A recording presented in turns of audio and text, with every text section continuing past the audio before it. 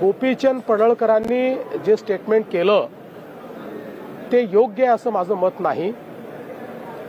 कोणाच्याही वडिलांबद्दल किंवा परिवाराबद्दल स्टेटमेंट करणं हे योग्य नाही आहे। या संदर्भात गोपीचंद पडळकर यांच्याशी मी बोललेलो आहे, त्यांनाही मी सांगितलेलं आहे आणि मला शरद पवारांचा फोन आला होता, तेही या संदर्भात माझ्याशी बोलले। मी त्यांनाही सांगितलं की अशा प्रकारचं जे स्टेटमेंट आहे त्याचं आम्ही कधीच समर्थन करणार नाही।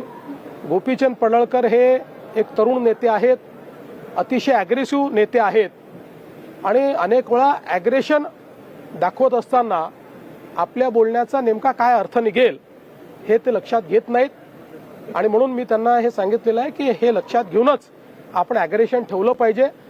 तुम्हाला भविष्यात चांगला नेता म्हणून मोठी संधी आहे, त्याच्यामुळे तुम्ही आपण बोलत असताना त्याचे काय अर्थ निघतील अशा प्रकारचा विचार केला पाहिजे, हा सल्ला मी त्यांना दिला आहे।